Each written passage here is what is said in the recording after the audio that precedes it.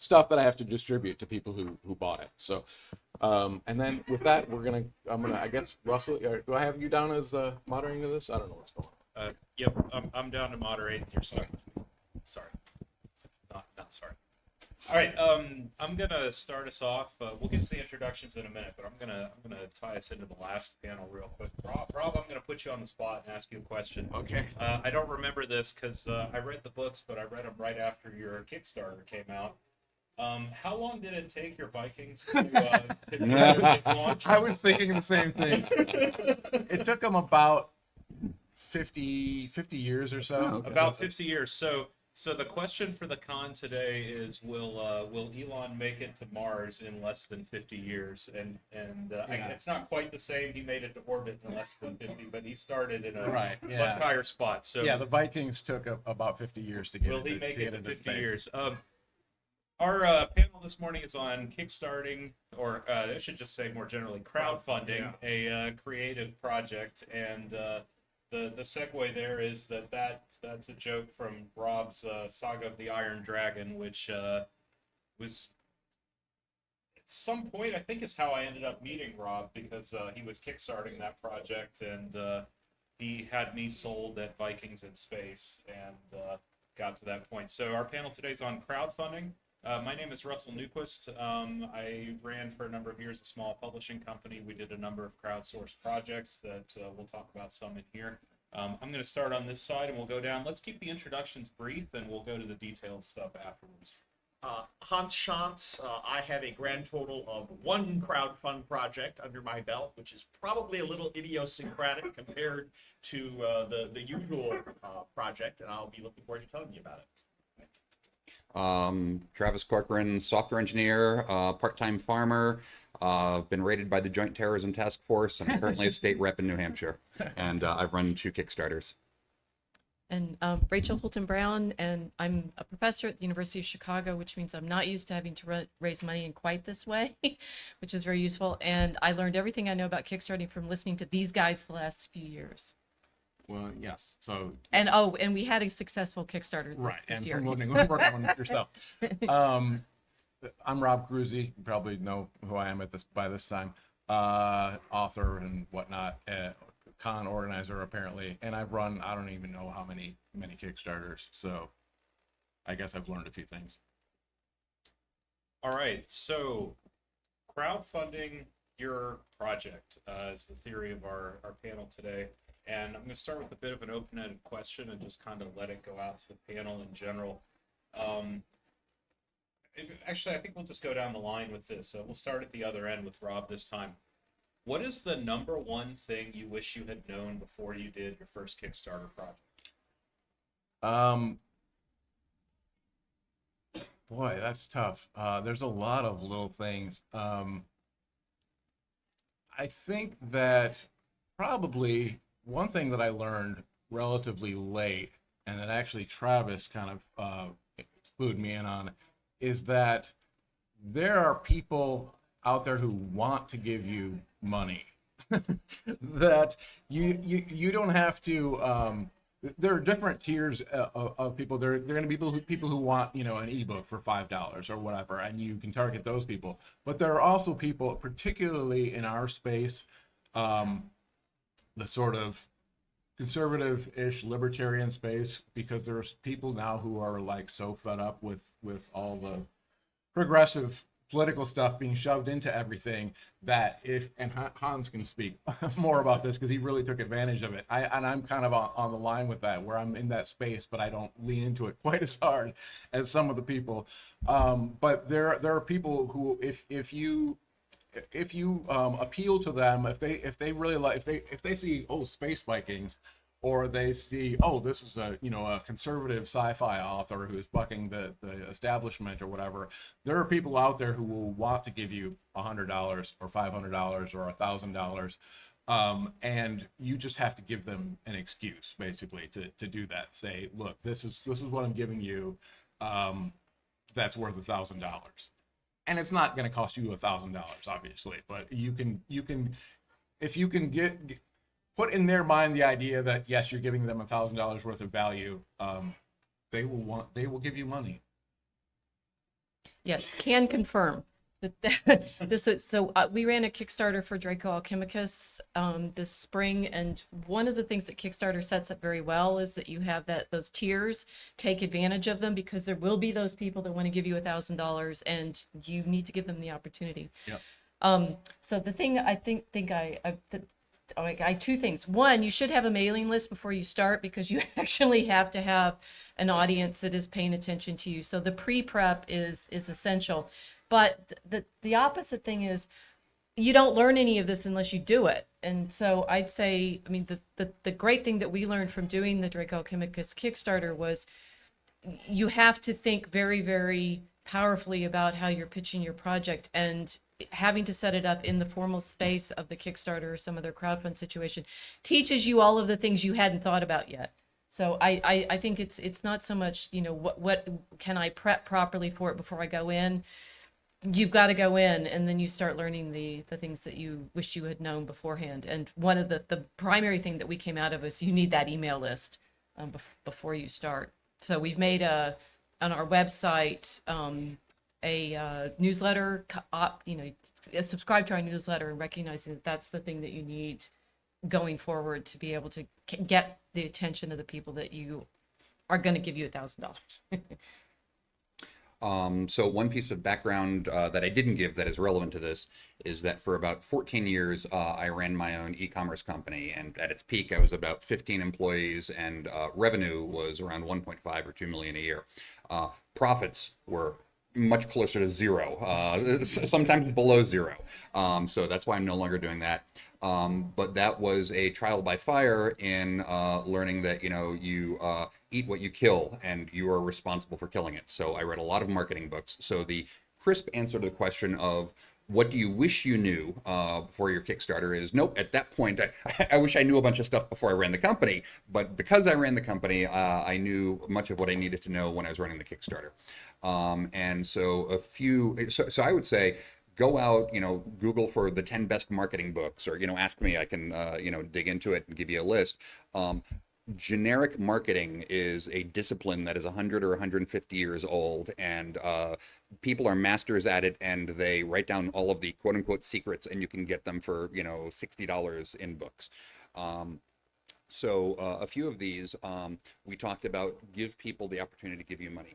In this room, we probably have some people who are unemployed and could barely afford a $3 ebook. We probably also have, and I think this is true, I know a few people, we've got some people here who are making $500,000 a year. And so what you want to do is this concept called price discrimination, where, the guy who can afford $3 but not $4, you'd like to give him something. Getting a bit of feedback, we okay? Okay. The guy who only has $3, you want to be able to take those $3 from him and give him something that makes it worth his time. But the guy who could give you $1,000, you want to accept that money too. And so this is a very old concept. And I first saw it in real life. I'd read it in a textbook, and I walked into, I don't know, a Staples or a PC Micro Center or something like 25 years ago. And I saw two pallets, this is an old story, of zip drives side by side on the floor. One had colorful three, boxes saying, zip drive. And the one next to it had, and that was, let's say, $150. And next to it, the other pallet had black and white boxes. And there was a logo on it, may contain reconditioned parts. And these were $99. And I looked at it and I thought, is there any way that the Zip Drive Corporation could be taking apart returned zip drives, pulling out the useful parts, and rebuilding them? The answer is no, that makes no sense. Anything that's defective gets shredded and goes into a landfill. May contain refurbished parts was nonsense. This is a way so that the IT professional with a corporate expense account will buy the $150 one, and the starving student will buy the $99 one, and Zip Corporation gets every single possible dollar of profit from each of these. So this is important. So that speaks to what Rob said, and then to follow up on Rachel's point, she talked about a mailing list, and a mailing list is great, and you should all do it, but that is a concrete instantiation of a more, a larger concept, and that is your sales funnel.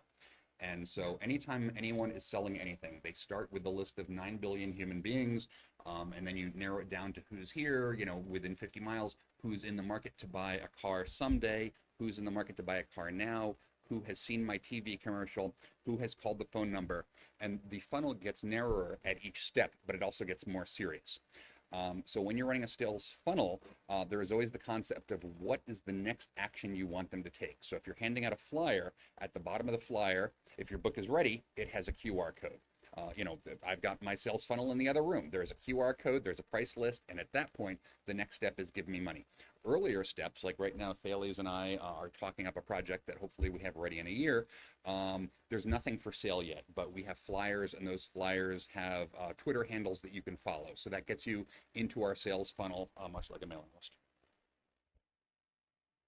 So following up a little bit on what several folks already have said about marketing, for me, with Kickstarter in particular, my experience in crowdfunding more generally, typically one of the very first things you're doing is setting up your project, is setting a target goal for your project of what your funding is, and it can be very difficult to figure out what that goal should be. I got good advice on my side from Rob, actually, that one thing you should always do is make sure your goal is at least enough to cover your expenses for the project. And then if you don't meet your goal, you're at least on the hook for those expenses. But beyond that, setting your goal has a big marketing factor in and of itself, right? If you set your goal too low, you'll hit a point in the crowdfunding. The crowdfunding circles, all the crowdfunding sites are kind of their own microcosm social media themselves, right? There's a kind of person who hangs out on the crowdfunding sites and wants to help a new project succeed, independent of any of the things they just said about, conservatives want to throw money or anything. There's folks out there who just want to give money to a project that they think needs money to help it succeed. So if you set your goal too low and you meet your goal, then those people are going to look at your project and say, oh, they've met their goal, they're fine, they don't need my money. And you don't want that. You want them to look at your project and think, they still need my money, let me give you some money. So you don't want to set your project goal too low, but at the same time, if your audience is not big enough and you set your goal too high, you won't make it. And there's a whole difference in different crowdfunding sites about whether you get your money anyway if you don't meet your goal or not. But the ones we went through, if you didn't meet your goal, you don't get your money. So then there's the balancing act. So the biggest thing that I wish that I had really known beforehand is how big is my existing audience, right? How many fans do I have at the moment? How many people do I already have who are ready to come give me money so that I can set a goal that's really right for that? The flip side of that comment is, in our case, one of the things is we actually use Kickstarter to figure that out. How big is our audience? Did we, we set the goals, do we make them, how quickly do we make them, and whatnot. But I actually would have preferred to know that ahead of time instead of using that tool again. The 5 most important things I wish I had known before. Don't worry. The 5 most important things I wish I had known for doing my crowdfund are fundmycomic.com. And the reason I wish I had known them is, there's a lot of resentment in the circles of fans out there, particularly the Comicsgate and Iron Age crowd, at the many projects that have been canceled by not only Kickstarter, but also Indiegogo.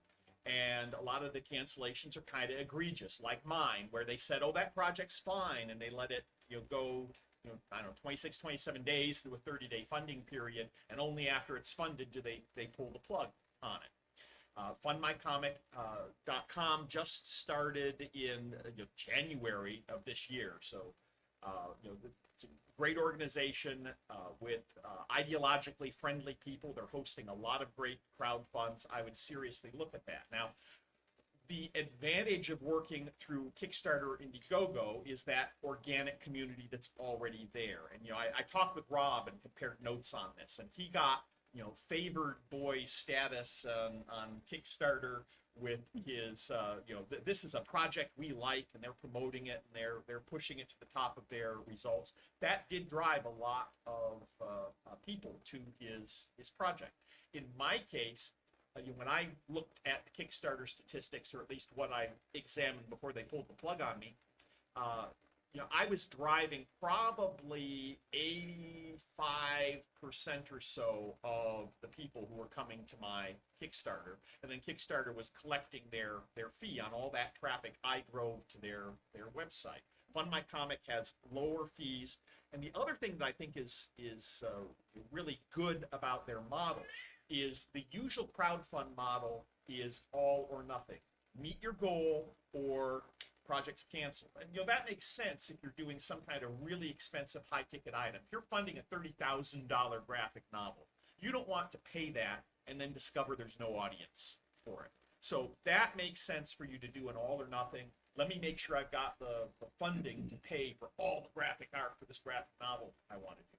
If you're advance launching a book that you're gonna write anyway, and you just want to see how many people are out there, take advantage of some of this tiered marketing so your Uber fans can pick up their $100 special editions, and their $500 leather bound, and their $1,000 exclusive member of the Insider Club to get to talk to the author opportunities. If you're doing that, Fund My Comics has a rolling close where if you pledge for it, that pledge becomes immediately available to you, and effectively you're just fulfilling and shipping the advanced products. That's another big advantage to them. I will go ahead and just reiterate what the other panelists have been saying about the tiered funding and about having a mailing list up front. And the one thing I'll suggest, when I released my book, I thought it would be cool to have a backers limited edition ribbon on it. I can go into Amazon KDP and change the cover art anytime I want. So I launched with that at the $250 list price on Amazon, except that I could order author copies for fulfilling my crowdfund.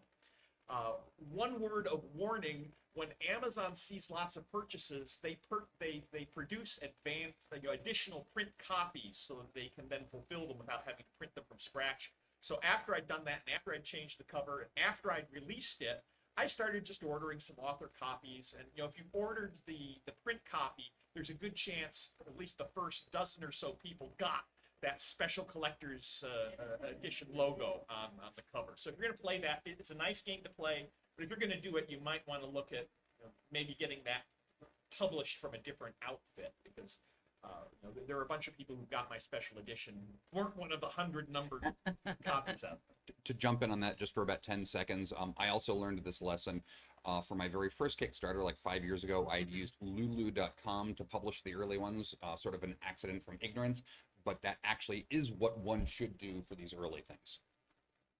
So just to clarify what they're kind of talking about, with most of us, you actually use Amazon to print our books, whether they're sold through Amazon or not, because at this point their prices are pretty much the best. I used to use Lulu, and there are other options. Ingram Spark. Ingram Spark, yeah. And that requires, that's a little more involved as far as setup and stuff. But if for just quickly printing a book, at least I haven't looked into this lately, but we use Amazon, and you can't. But the thing is, you can't. You can sell a book. So if I, like on Kickstarter, I offer the book to the Kickstarter supporters before it goes live on Amazon. Well, technically I can't do that because Amazon won't let me print a book that isn't for sale on Amazon, because obviously they want to send sales through their sales channel. So what you have to do is, this is the workaround that I tell everybody: you price the book at $250, which is the most that they'll let you price it at. So technically, when I say it's a Kickstarter exclusive, the book is available on Amazon at that point if you're willing to spend $250. And honestly, you have somebody who actually bought a copy at that price, and it's like this insane price. And so then after the 2 weeks up or whatever, when I promised it's exclusive to the Kickstarter, then I put the price to something reasonable. And so Rob told me that, and I did exactly that for the BasedCon limited edition of 50 of the Aristillus Engineering Club and the Journey to Center of Mars. And Amazon used to say, we will, in their terms and conditions for KDP, we reserve the right to put things on sale, but we will still pay you your commission as if it were the full price. They changed that really recently, and so I wonder why. I put that book up. I wonder if there was a lawsuit or something. For anyone who doesn't know, I sued Amazon, and I'm not allowed to talk about the outcome of it, but I'm not upset. So, They made us, yeah, they made a little bit of an error in the way that they've phrased their original policy. So There's a small possibility that is part of why they changed their terms. yeah. There's something similar where the planning board in my town that does things a different way, et cetera, et cetera. But anyway, the point is they changed their terms so that now they reserve the right to lower the price, put it on sale, and then they pay you a commission of that price. So I put that book on sale for $250 following the Rob system, and found that it was being sold for like $32. So use Lulu for this stuff. Okay, so even though you priced it at 250, they discounted it. Yeah, they so struck that- through the 250 and $32. So that's their prerogative. And so if you want to, I guess we have to go to Lulu or Ingram or something like that to avoid this, to keep it from, because when I've done it, it seems like it stays at 250. They haven't discounted it, but it's probably just a volume thing, because they just, if they expect a lot of sales, so maybe if you order a lot of copies or something, that then they'll like, oh, this book is going to sell a lot, and so then they'll print more copies and then they'll discount it. So I'll tangent real slightly to get off Kickstarter, but come right back. I ran into positions when we were running our own publishing house. We had all our books printed through Ingram for a long time, and I never quite figured out what the magic numbers were, because if I could have figured them out, I would have absolutely gamed the system. But if you hit enough orders within a certain period of time, Amazon will order a big bulk order from the print house to have them in stock. And so we had a number of occasions where that happened, and then all of a sudden we get an order for 30 hardcovers, which, like, we don't sell 30 hardcovers anymore, but we sell 5 or 6, and all of a sudden, bam, an order for 30. And we had since we were printing through Ingram, Amazon pays Ingram for those books, and we're getting paid immediately. A month or two later, Amazon's like, I got 30 copies of this book. What am I going to do? And they put them on sale. So now we're out emailing all our fans like, these books are on sale. Go get them now while they're cheap. There are often ways to game the system, and it's worth looking at them. But be careful, because you do want to make sure you stay within their terms of service and don't get booted. So on the topic of gaming the system, there was some discussion earlier of don't set your Kickstarter goal too high, don't set it too low. And I wanted to say that I very intentionally gamed the system for Escape the City, which is my homesteading series. And so, I knew because of COVID lockdowns and, every headline is about, people leaving New York, or, farms in Vermont getting priced up, and all this other stuff. And there's, Jesus, I hate to say this, but there's a statement of propaganda from a very bad 20th century German politician who said that you should always intentionally book a smaller speaking hall than you have supporters. Because if you book a room for 400 people and you have 150 up near the stage, it feels very low energy. And everyone in the crowd is thinking, is this a very small movement? Should I even be here? But if you know you have 150 people... Jeb. Yes, it was Jeb. But if you book a room for 100 people and there's 150 jostling to get in and standing in the aisles, it really feels like something. It seemed obvious to me that Kickstarter's algorithm for projects we like and fast moving and display on the front page probably did something like this if they see that you blow through your expectations. So I set Escape the City as a goal for $2,000.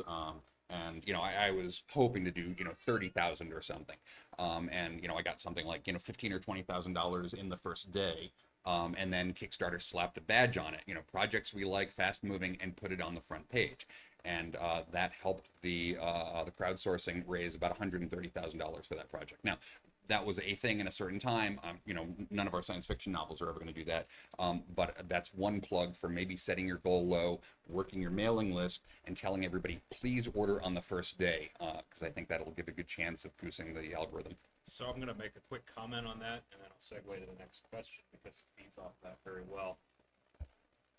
There's the other end of gaming the system, which is that Kickstarter's natural algorithms, if you're not branded as one of their fast-moving things, are going to promote you the most on your first 2 or 3 days and your last 2 or 3 days, and also when you're close to funding. They also have a section that is nearly funded, and if you blow through your fundraising goal on the first day, you'll never get in that section and never be seen. So I suspect, though I can't prove this, I don't know their algorithms, but as an algorithms guy myself, I suspect that you have to be several multiples of your goal before you make the fast moving list. So if you're going to play Travis's strategy, I would keep that in mind. Like, you probably want to be like 20% of what you actually think you can do. He was mentioning, he said it in 2000, made 15 on the first day. That would do it. But if you said it at 2K and made like 2,500 on the first day, probably won't.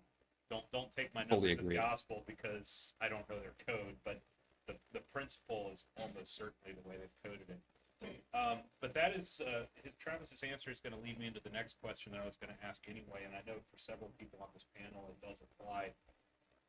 There's a wide range in variance, even if you have a good audience, or if you don't have a good audience, there's a wide variance in the amount of money that can be raised kickstarting a book or a book series. And a large portion of that is some of it's genre based, and people like different things, but a large portion of it is topical. I'm gonna start with. I'm actually gonna start at this end for this one, and let you speak to the nature of how topicalness can change how your campaign goes.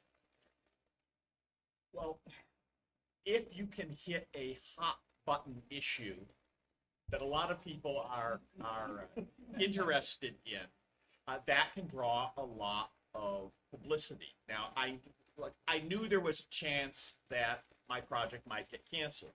So I submitted it to Kickstarter, and I was kind of surprised. A lot of times people talk about it taking a day or two for them to review.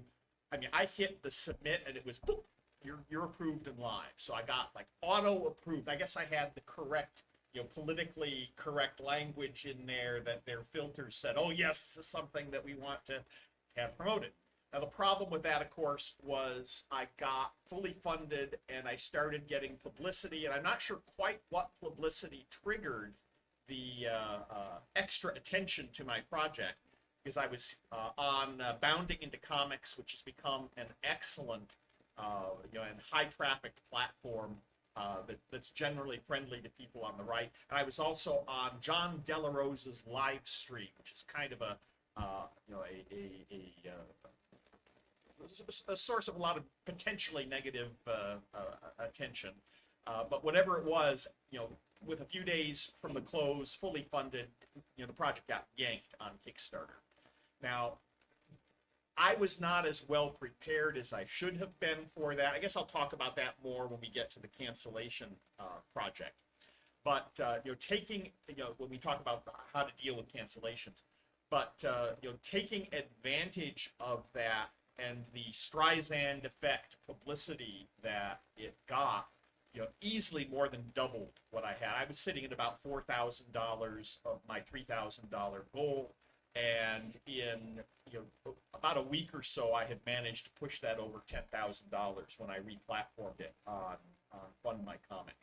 So I would encourage you, if you're there is a legitimate tactic to do the controversy marketing and see if you can get canceled and work on the publicity from that. That is a legitimate marketing strategy. It's not one I would recommend for most projects, but it's something that you should look into. I'm not going to say a whole lot on the specific topic, but one quick note that I'll make based on what Hans said. The not just the review processes, but also some of the promotion processes. There are automated pieces of it, and there are manual pieces of it. So, with most of the crowdfunding sites, I mean, Kickstarter is the one I have a lot of experience with, so I know this for sure. In a lot of cases, you can get through automated review where they don't even go to a manual review, and it happens like that. I don't know what triggers that. Obviously, Hans made it through the automated part in his case, but also the promotion algorithms. That's kind of what I was talking about before. You can play the manual, some of the manual stuff, or you can play the automated stuff. And it's good to keep that in mind, because gaming people and gaming algorithms are related, but they're different. Travis has some good stories on topicalness for his Kickstarter. Right. So I guess the big one is Escape the City, and this is something that I had been working on for years. I moved to the farm in 2014, and my wife and I did all of the sort of typical stuff: buying a tractor, planting orchards, started raising pigs, teaching myself butchering, and all of that. And I'd been sort of backgrounding this project, moving forward a little bit every week, but sort of on the thought of maybe in 10 years it'll all be finished. And then when COVID hit, and let me also back up, I had a tentative title which was based on the famous Robert Heinlein quote about a human being should be able to, lead a battle, con a ship, program a computer, and so there was a title off in that direction, and that title very much spoke to me. But then when COVID hit, I thought, okay, the book isn't done yet, but now is the moment to launch it, and I might get 10x returns on it, and that also suggested a change in marketing strategy. I did not want some sort of hardcore how to slaughter a pig, book to reach out to people. I wanted a title, and so I was looking at headlines, and sort of the thematic thing that I was seeing in the New York Times and other places is people escaping the city. I'll switch from, so obviously topical, and figuring out who your audience is and addressing your audience, and that actually speaks to a much bigger marketing topic that I'll only hint at. For people who aren't in the field, the word marketing and advertising are roughly synonymous, but they're hugely different things. Advertising is when you already have a product and now you're trying to put up ads telling people about it.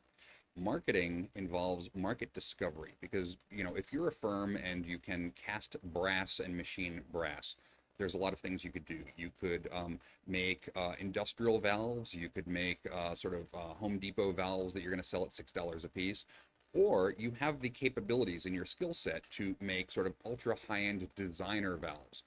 So marketing is going out and sort of looking at how many people exist in each of these demographics, what prices are they willing to pay, and then deciding sort of what products you want to make and how you want to spin them. And sort of once you learn this, it's one of these amazing things that helps you decode so much of what you see out there. There's a lot of just sort of mood affiliation in marketing, and so people are segmenting. I mean, at a core level, how much of a difference is there in the machining that goes into making a BMW motorcycle versus a Harley Davidson motorcycle? So anyway, I can talk about that more later perhaps, but the key thing is, with Escape the City and the topicalness, I don't want to sell to sort of hardcore survivalist types because there's a lot fewer of them. I want to, even though the core content in the book is going to be the same, the message is, you can do this, person who's lived in Manhattan all your life. You can do this, person in San Diego, and, think about all the beautiful fruit, and, land is cheap out in the country and this and that. But also, throw in, and if you're interested in doing tractor maintenance or, butchering a pig, we'll talk about that too. That's another thought. Okay, so I'm grateful that you're making the distinction between advertising and marketing, because we thought we did advertising. We thought we'll be excited about this and we'll tell people about this cool thing that we're doing, and it doesn't work in quite the way you think. Neither does, in fact, being topical. Right, I think Hans is actually better at this than I was, because we said, "Ooh, dragons and fairy stories," and well, if you go into Kickstarter with dragons and fairy stories, there's a whole different audience that is expecting certain kinds of fairy stories and dragon stories that don't match ours. But then also, if you go, a lot of what the problem in the Kickstarter was, it's like you have to label what you're doing, and it's like we're doing this poem that's illustrated, that's Christian, that's it doesn't fit any of their easy categories. It's not Christian in this devotional world sense. It's not fairy stories in a lot of the and we fell between all of these marketing pools. There was, 2 weeks after we launched ours, Jonathan Pajot launched the Snow White one, which is now, I think, Kickstarter's big deal of the year. They made $250,000 or $500,000 or something like that. Like, why aren't we part of the fairy story? So you can be utterly topical in certain ways and not be presenting what you're doing in a way that actually shows people that you are of that topic. And so again, we knew a lot of things, and this is in the category of things we didn't know that we didn't know, was we thought we were topical and yet we weren't. And I mean, in different panels we can be talking about why exactly that is, but Hans can tell you better about how to trigger that topicality. We succeeded in our crowdfunding. We got like 3 times as much as we set our goal for, which was lovely. But that you can have a topic that is in fact on everybody's mind and not be able to convince them of it. So we're sort of not the complete fail of, we succeeded in our Kickstarter, but not at the level that potentially we could have with the topic that we had. I've got a follow up on tagging and falling in between pools, but Yeah. let's let Rob go first, and then I'll circle back. I don't have a whole lot to say about topicality, other than the only real experience I have with doing something topical as far as a Kickstarter project is my Mammon series, which was about, well, on one hand, it's about capturing an asteroid, and also about this kind of ongoing economic collapse that the U.S. is going through, which worked out well, I think, for the Kickstarter because there was some topical interest in both of these things. But it kind of worked against me, I think, because my projections were too realistic. For some people, in fact, they were optimistic, as some people pointed out, because things actually got worse. So the books kind of predict that in I think it's like mid 2030s, everything in the U.S. kind of goes to hell. And I think a lot of people stopped reading after book 1 because they were like, I'm about to live this. And I heard from a lot of people who were like, that was hard to get through. Like, it's really well done, but it's hard to read. And then I'm like, yeah. So I kind of shot myself in the foot with that because I think that it's too scary, too close for some people.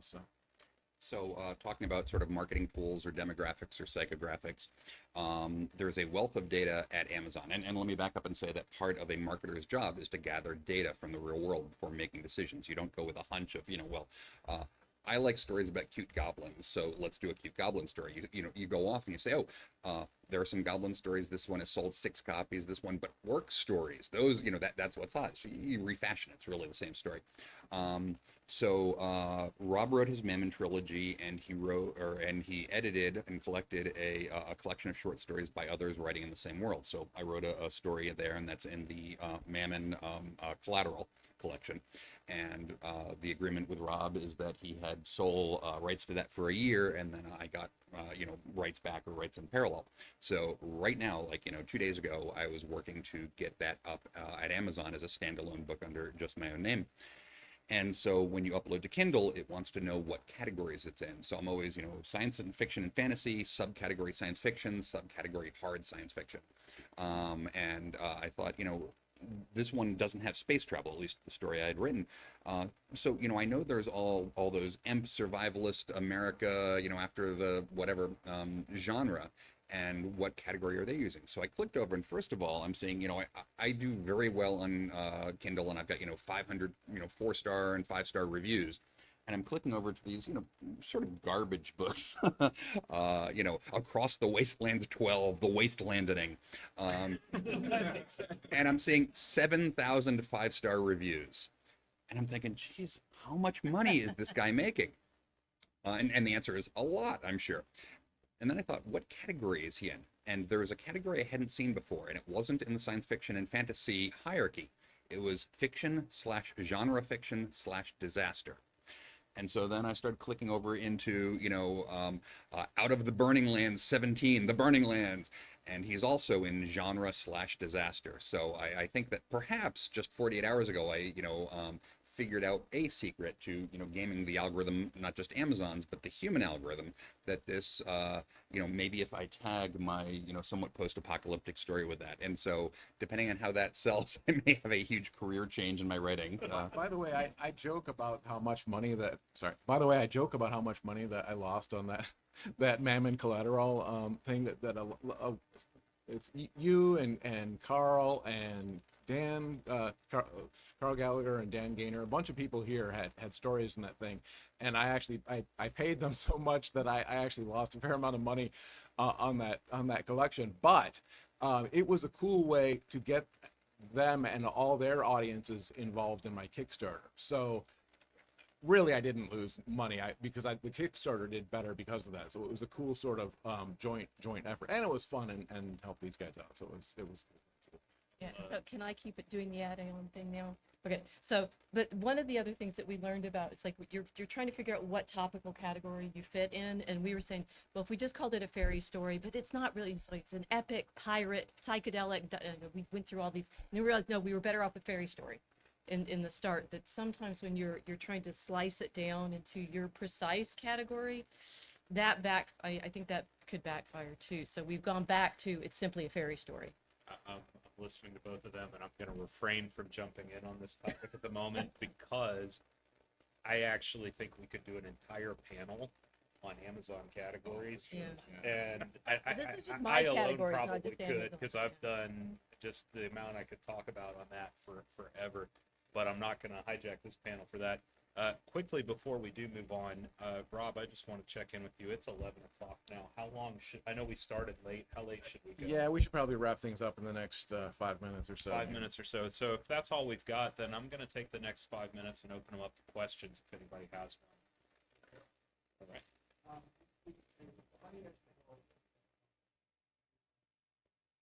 Good question. Anybody? I've got what I think is a really good answer to this. Yeah. And I've beaten Rob up for doing what he does. Rob takes big shipments to his house from Amazon, signs them so that each one gets the personal Rob Kroese touch, and then puts them in an envelope and carries them to the post office and spends more money. I hate people and do not care about the personal touch. Not true, but it's a good I line. did modify my last one so that there are tiers, so that Right. some of them are direct And that's the way ships to do from it. Amazon, Awesome. And some of them, so that people actually pay more for the signature. Cool. God Yeah, knows and why, but people good. do, so. Has everyone seen Ghost in the Shell? And there's one scene where a cyborg goes to a keyboard and the fingers go out, and then the fingers split, and they split again, and then there's insane typing. So I'm a software engineer, and among the many things I've done is web automation. So when I run a Kickstarter, I download a CSV file of every backer and what books they get. And then I've written my own software package that automates the browser. So it logs into Amazon as me and, reads the first line of the file and adds this book and this book and this book to the shopping cart. And you can see it moving around, and the shopping cart loads up. And then it checks out and checks out and checks out. Use a new address. The new address is Rob Kroese, and the fingers are going. And, then it clicks send. And I am buying all of these not from the customer facing, but from the author facing, so that I'm buying the books for $8 a piece or so, and then I'm paying $1.99 for shipping as And that's opposed to $8 for a gigantic Yeah, book. exactly. Like most of the books are, like my books are cheaper than that Right. because they're not Travis-sized books. And so, after Escape the City, which again was a huge, blowout Kickstarter, this was running at high speed for 12 hours or so. And I learned all sorts of things, like you can only have 500 addresses in your Amazon address book. So I had to do a new thing where every 10 shipments, I would then go and delete a bunch of addresses. Not 512. Whatever it was, yeah, it's an arbitrary number, Rob. Strange. So we did something similar to what Travis is talking about, and actually kind of what Rob's talking about having tiers. We had our printing through Ingram, and because we had enough different SKUs, different books that we were pushing through there, we had a drop shipping account set up with them. So for the people who got the lower tiers that weren't signed, we just had it. We just sent them a spreadsheet, bam, drop ship straight from them. Didn't have to worry about it. The first one or two we did it the old way where we got them all by hand. It was like, this is totally unsustainable. Can't do it. And then for signed books, we had them shipped over, which we ran into some fun logistics with that when we had authors in Singapore and Africa who had signed books that we had to get them to them. I could tell you fun stories about getting the books printed in the UK because it was cheaper to ship it to Singapore that way. We'll Having get into been that warned different by way. this, we didn't even offer that. Yeah. We had other rewards. Yeah, so definitely think about it ahead of time, because if you don't plan for your fulfillment ahead of time, it will kill you. Particularly international shipping. Yes, absolutely. International shipping. Because Will kill you would be surprised at how much it costs to ship to certain places. So look into that. And so my automated script actually ships from lots of different Amazons, Amazon.de, .fr, etc. I could tell you more than you want to know about Austrian shipping postal codes, because there's something weird. Let's see. We'll take one from you. I've got two questions. One, this automated shipping that you talked about. Is that something you can monetize and sell to people? That was my question. Yeah, I did ask you that before. I could. Right now it's open source, and I don't want to, so I'd be happy to give people a link to it. I think it's somewhat broken right now, so if any Ruby on Rails programmers want to step in, I'll mentor you to polish it. Having done many of the same kinds of things as Travis, I'll not impugning Travis in any way when I say this. I'll warn you that code we write for ourselves is not production quality code. So caveat emptor. Mine so great. I am an obsessive Come back to it commenter. after 6 months, and even you don't know how to use it. My comments are like my short stories. Next question. Red shirt in the back. So you guys mentioned some of the sites you use, Indiegogo, GoFundMe, are there any other ones that you use that you find useful, especially to provide people with them? I have not used it, but the only other one I can think of, and I don't even know if it's still around, is Freestarter. I know of a couple of very toxic people who used that and got campaigns through. I don't know if anybody else has better answer. The- Any other answers. Just as a addendum to that, just so you realize, and Hans mentioned this earlier, the big advantage of Kickstarter, and to a lesser extent Indiegogo, is that Kickstarter, the audience base, the network is huge. It's much bigger than, and like Indiegogo is maybe, I don't know, 10%, 20% of the size of Kickstarter. So there is a huge audience there, and I've had pretty good luck of getting them to drive traffic to me. I don't even really know how it happens, but you get selected as a project they like and stuff. So it's very hard for me to leave Kickstarter completely, because I get a lot of new people through there. So you have to kind of balance these things. Like if you really want to be like controversial and take advantage of that, like Hans ended up doing with what I'm sorry, what's the fundmycomic.com. So then you can go all out on that, and then you're not going to get canceled, but you might get some publicity from it. But if you want to go kind of more wide mainstream, Kickstarter is the I agree with Rob. Unless you're really going to dive into the deep end of the culture war like Hans chose to do, Right. I don't think there's a problem with Kickstarter. You kind of either have to do one or the other. You sort of go wide or like really go hardcore culture warrior type thing. There is a growing number of Comicsgate and Iron Age comics fans, in particular on the graphic novel side, who have basically decided to boycott Kickstarter and Indiegogo. Yeah. So there's nothing wrong with running two campaigns at the same Yes, time. you can do the that, only yeah. time you'd want to make sure it's centralized is if you've got an all or nothing proposition. If you're just doing advanced sales, it doesn't hurt to be running on multiple platforms, so that the people who hate Kickstarter with a passion, well, they can back you on my comic. Can I?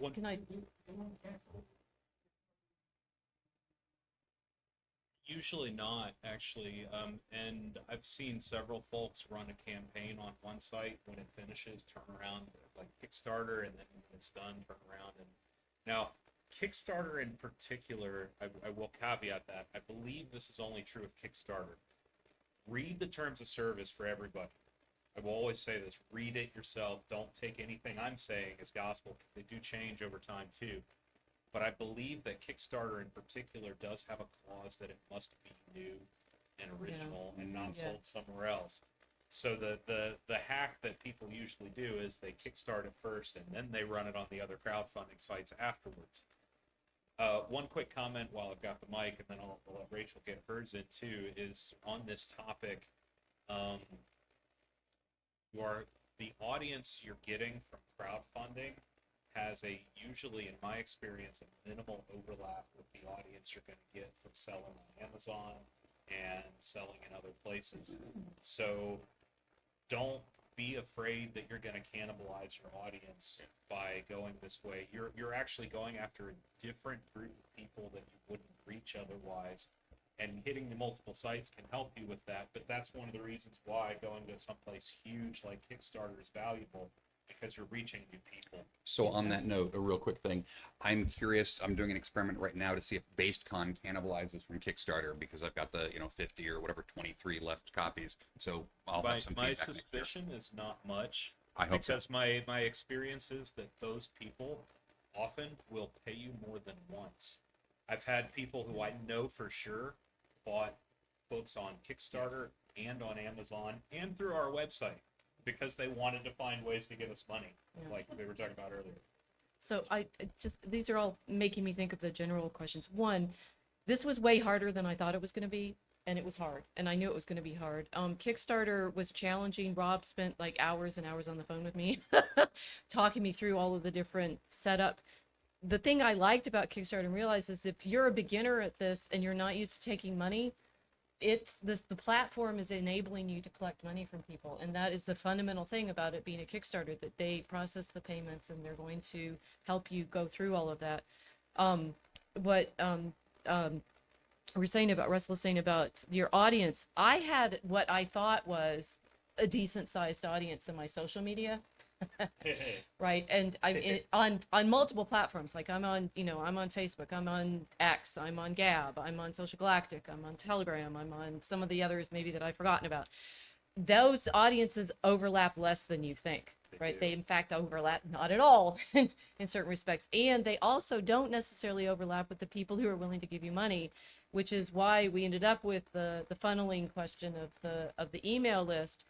That the Kickstarter for me was a major discovery process of all of these difficulties that I definitely appreciate now their work in figuring out how to do it. But you won't find it out unless you've gone through it, because you won't even know these things you didn't know until you start thinking, oh, I don't just have to be excited on my social media. I have to think through marketing funnels, It is payment. important to emphasize that crowdfunding is not magic. It's hard. Yeah. It is just as hard as selling anywhere Yep. else. It's just a different place to sell. Yeah. I know we're. Sorry. And we probably need to wrap it up. Yeah, we I got was about to say, can I have like 2 minutes, and it'll be 2 minutes. It's worth it. All right. All right. We're talking about different sites. There is a great site. Charge you for it. Okay. Setting the timer. BackerKit.com. Kickstarter specializes in the audience capture and the conversion. BackerKit does a much better job at collecting sort of logistics information and letting you charge different amounts for different countries that you're shipping to. It is also another sort of add-on funnel. So when I say that my Kickstarter did 130K on Escape the City, that was actually 100 at Kickstarter and 30 at BackerKit. And do not be shy about listing everything else you've ever done there, because people who come for one thing might not even remember these other things exist. Thank you. Oh, that wasn't even 2 minutes. Told you. All right. Okay, so we're gonna wrap it up there. Thanks everybody, and what do we have after this? I don't remember. Anyway, we'll be back in like 5 minutes.